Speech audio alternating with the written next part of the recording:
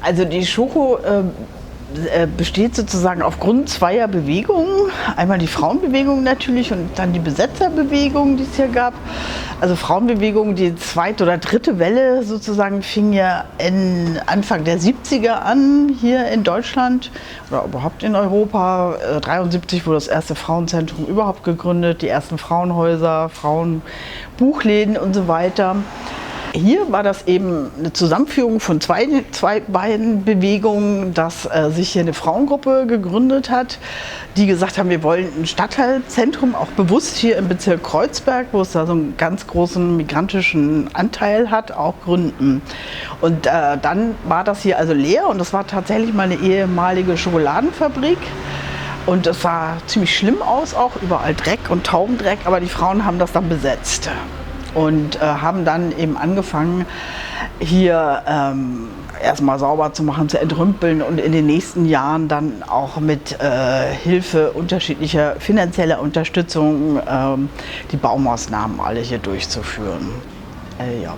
Die Utopie sozusagen war damals, weil es ja um das Thema Utopie ein bisschen geht, glaube ich, war halt einfach ein Raum zu schaffen für Frauen und Lesben damals. Das war eigentlich so unser Hauptfokus auch, beide Gleichberechtigung, hier Räume zu schaffen und nicht nur klassisch,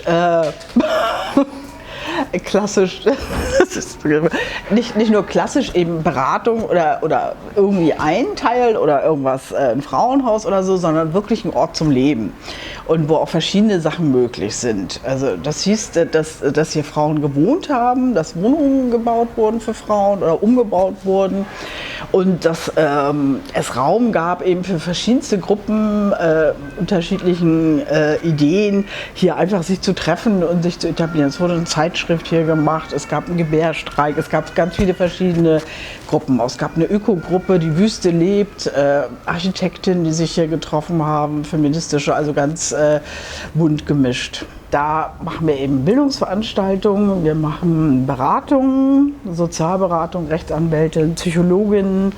Wir haben einen Deutschkurs, der ist auch schon von Anfang an ziemlich dabei. Das war damals auch was relativ Neues, ein Deutschkurs eben für die türkischen Frauen, die hier gewohnt haben.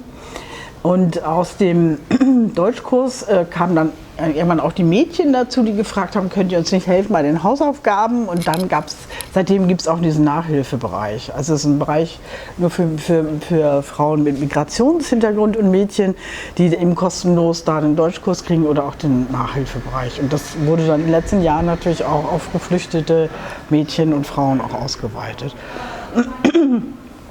Dann haben wir eben diesen Zweckbetrieb, das ist Sport und Tanz. Das funktioniert sehr ähnlich wie in der Volkshochschule, dass Frau hier sich einen Kurs buchen kann, wie jetzt Pilates oder so, und dann hier teilnehmen kann im Kurs, der auch nur für Frauen ist. Und der Hintergrund dieser ganzen Sport- und Tanzgeschichte ist eigentlich auch, dass gerade am Anfang Selbstverteidigungskurse angeboten wurde, was ja auch ganz wichtig damals gerade noch war, dass Frauen gelernt haben, sich zu wehren, sich zu verteidigen und überhaupt mal laut Nein zu schreien. Ja, das ist so der Ursprung dieser.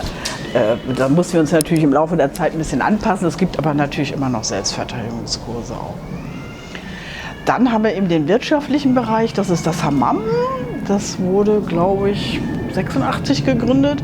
Das war so der Hintergrund des Hammams, ist so ein bisschen dass die Frauen sich dann die Frage gestellt haben, wie können wir das eigentlich schaffen, außer dem Deutschkurs in diesem Kreuzberg, wo ja so viele türkische Familien wohnen, türkische Frauen anzusprechen, weil die gehen natürlich erstmal nicht unbedingt in so ein Zentrum rein. Und deswegen war die Idee, wir machen eben irgendwas, was die von ihrer Kultur her kennen, und das war ein Hammam. Und das wurde dann auch tatsächlich realisiert. Das war schwierig mit den ganzen Geldern und so, aber es wurde realisiert und läuft jetzt auch super und hat auch genau das erfüllt. Es sind dann ganz viele türkische Frauen auch gekommen. Es kommen überhaupt Also ein ganz bunter Strauß von Nutzerinnen, die da kommen, also aus Touristinnen, aber auch hier aus Berlin und aller Nationalitäten. In Berlin überhaupt sich mit der Situation von schwarzen Frauen auseinanderzusetzen, weil ich denke, sowohl bei uns als auch generell ist es schon eine weiße Mittelschichtsbewegung auch gewesen, und das fing dann damals schon mal an zu kippen oder überhaupt ein gewisses Bewusstsein da zu schaffen.